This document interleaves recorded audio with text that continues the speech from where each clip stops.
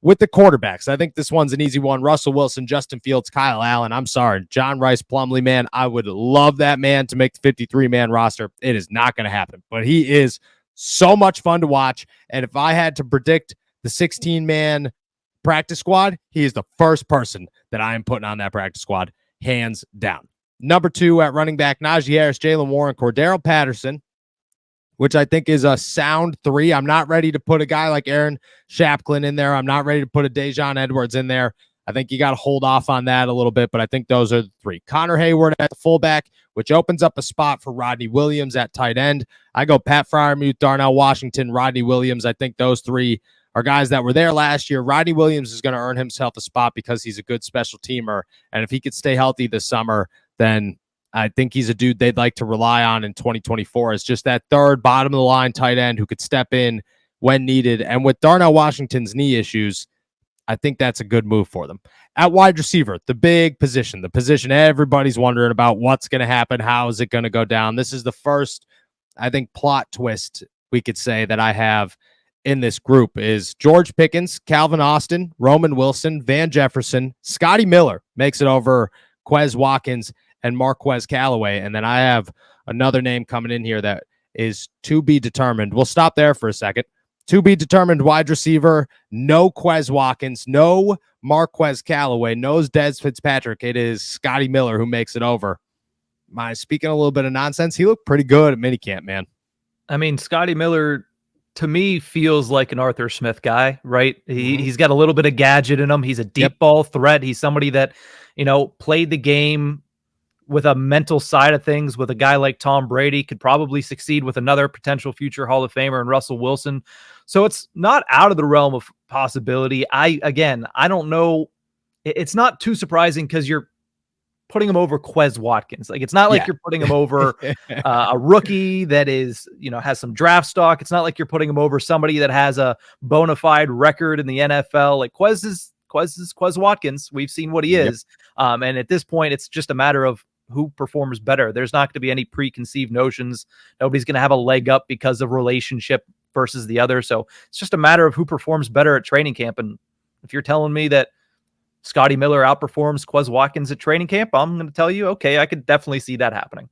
Yeah, I think he's looked good. He's looked consistent. I think Van Jefferson is an easy lock there. But to be honest, I think Quez Watkins looked better, but Van Jefferson's he's a Super Bowl winning veteran.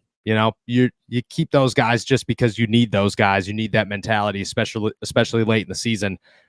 I think Van Jefferson makes it over. And then the outside, I don't even think at this point that's a question. Like, if anybody's sitting here coming up with a 53-man roster prediction who doesn't have an outside wide receiver, you're putting way too much stock in guys who don't deserve stock. And that's an issue. So I'm going outside wide receiver. Feel good with those. Offensive tackle. This is position 2 that I believe might have some question marks. Broderick Jones, Troy Fautanu, Dan Moore Jr. makes it over Dylan Cook. A lot of people are saying Dan Moore Jr. is on his way out. Dylan Cook could make that roster. I think that's a definite possibility. But if we look at the team today as we stand here currently, Dan Moore Jr. is my starting left tackle for the Pittsburgh Steelers, and Broderick Jones is my starting right tackle. I don't feel great about that. I don't wish that was the possibility or the expectation right now in my head, but it's just the truth. Troy Fautanu didn't look the greatest during minicamp or OTAs. Dan Moore Jr. looked totally fine. He looked like Dan Moore Jr. And Broderick Jones looked like Broderick Jones. And because of that, I don't think that Troy Fautanu is my starter right now, and you're not going to get rid of Dan Moore Jr. if he's your starter. So I'm going Dan Moore makes the 53-man roster, starts over Troy Fautanu. I don't know. Yes, no, maybe a little bit. I actually want to counter with a question here. Okay. Last year at this point, would you say Broderick Jones was further ahead or behind where you see Troy Fautanu right now? But further ahead, much further ahead. And he didn't start week 1. Yep. So at the end of the day, that's what kind of, to me, that's whenever I look at it and I say, all right, well, this is the Steelers we're talking about. Joey Porter was clearly better than Levi Wallace. Broderick Jones was clearly better than Chuks Okorafor, even at right tackle. Even if Troy Fautanu comes out and looks like a stud early in training camp, there's a chance he doesn't start week 1. So not surprised in the least, especially when you consider the best backup they have, even if he can only play one side, is Dan Moore. Yep, I agree. I agree. It's Dan Moore Jr. I like the question there because it brings up a good point. Broderick Jones did look a lot better than Troy did at this point, which was early, but you kind of just saw that he was ready to go. There was already an argument to be made. There's not one right now when it comes to Troy. Maybe there will be by the end of training camp, but for right now, you cannot make that prediction. We can continue down the line here.